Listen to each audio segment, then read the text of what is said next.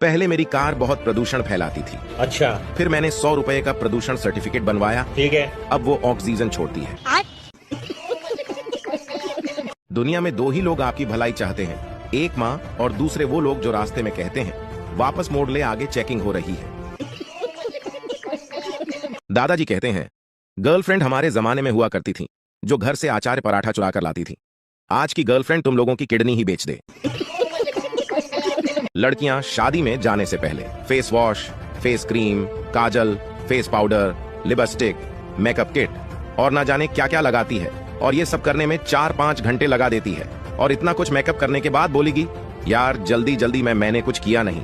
और लड़के को किसी शादी में जाना होता है तो अपने दोस्त को कॉल करता है, और भाई शादी में जाना है क्या, मैं नहा के आता हूँ। दोस्त बोलेगा अबे साले कौन सी तेरी बाप की शादी में जाना है, जल्दी से मुंह धोकर आजा, हम लोग लेट हो रहे हैं।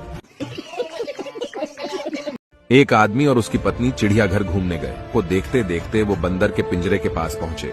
वहां उन्होंने देखा कि एक बंदर अपनी मादा के साथ बड़े जोश से खेल रहा था। यह देखकर पत्नी से अपने पति से कहा, देखो कितना रोमांटिक जानवर है, अपनी मादा के साथ कितने प्यार से खेल रहा है। तब पति चुप रहा। तभी पति पत्नी आगे गए तो उन्हें शेर का पिंजरा नजर आया। वहां उन्होंने देखा कि शेर और शेरनी दूर दूर बड़े आराम से बैठे थे। खामोश शेर एक कोने में अकेला बैठा था, जैसे शेरनी का कोई अस्तित्व ही नहीं हो।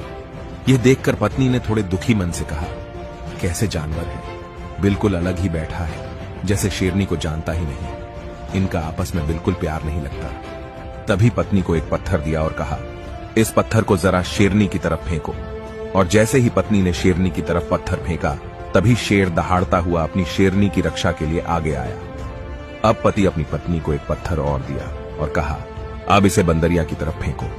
जैसे ही पत्नी ने पत्थर फेंका, वो बंदर अपनी मादा को छोड़कर खुद की जान बचाने के लिए तुरंत पेड़ पर चढ़ गया था। दोनों जानवरों को प्रतिक्रिया समझाते हुए पति ने अपनी पत्नी से कहा, बंदर की तरह झूठे और असंवेदनशील लोग अपने खोखलेपन को छिपाने के लिए अक्सर इस तरह के बाहरी दिखावे वाले रोमांस का ढोंग करते हैं। वहीं इसके विपरीत शेर की तरह लोग हैं, जो दिखावे से दूर तनाव मुक्त होकर अपनी जिंदगी आराम से जी रहे हैं। और आज के समाज में हमारे आसपास बंदर ज्यादा है और शेर बहुत कम है। 18 से 30 साल की उम्र वाले लोग इस वीडियो को ध्यान से देखें।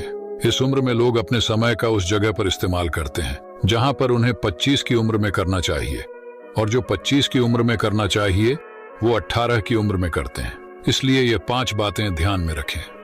पहला, अपना ध्यान लड़कियों और महंगे महंगे फोन, बाइक से हटाकर पैसे कमाने पर लगाएं। मैं मना नहीं कर रहा आपको महंगे फोन और बाइक खरीदने के लिए, पर आप किसी भी चीज को तब खरीदें जब आपके पास उस चीज को 5 बार खरीदने के लिए पैसे हों। दूसरा, अपनी किस्मत को कोसना बंद करें, खुद से अपनी जिम्मेदारी उठाएं। तीसरा, आप अपनी संगति सही लोगों के साथ रखें, क्योंकि संगत का असर हमारे जीवन में बहुत ही ज्यादा पड़ता है। चौथा, अपनी सैलरी के पैसों को बहुत सोच समझकर इस्तेमाल करें। पांचवा, खुद से वादा करें कि 2024 के आखिरी तक आपको कुछ ना कुछ बनना है। इसलिए मुझे फॉलो कर लें, हमेशा मोटिवेट करता रहूंगा। दादी और पोता आपस में बात करते हुए, दादी लगता है उस लड़की को लकवा हो गया है, देख कैसे उसका एक हाथ ऊपर हो रहा है और मुंह पिचका सा हो गया है। पोता, दादी लकवा नहीं, वह सेल्फी ले रही है। मजाक मजाक में दोस्त की गर्लफ्रेंड को आई लव यू बोल दिया था। अब उसने रिप्लाई में आई लव यू टू बोल दिया। समझ नहीं आ रहा ब्लॉक किसको करूं। अगर आप अपनी बीबी को आंख नहीं दिखा सकते तो हमें दिखाइए एनके हॉस्पिटल, पुराने बस स्टैंड के पीछे। एक वकील ने एक शिक्षक को कुआं बेचा। 2 दिन बाद वकील साहब शिक्षक के घर आ धमके और बोले, मास्टर जी मैंने आपको कुआं बेचा है, उसके अंदर का पानी नहीं, अगर आप पानी लेंगे तो पैसा अलग से देना होगा। मास्टर जी धैर्य से बोले, अच्छा हुआ वकील साहब आप आ गए, मैं खुद आपके पास आने ही वाला था, ये कहने कि मेरे कुएं से अपना पानी निकाल लीजिए, नहीं तो कल से किराया लगेगा। सुनते ही वकील साहब बोले, मास्टर जी मैं तो मजाक कर रहा था। 1 करोड़ का सवाल आपके मोबाइल स्क्रीन पर, लड़कियां सबसे ज्यादा क्या खाती हैं? भाव, पानी पूरी या दिमाग? सैलरी का 100% बीवी को देने से 10% प्यार मिलता है, जबकि दूसरे की बीवी को 10% देने से 100% प्यार मिलता है। सैलरी आपकी, फैसला आपका। अच्छी पत्नी पाने के लिए हर युग में प्रतियोगिताएं होती रही है। त्रेता युग में धनुष तोड़ना था तो द्वापर युग में मछली के आंख पर निशाना लगाना था। कल युग में अब सरकारी परीक्षा पास करनी पड़ती है।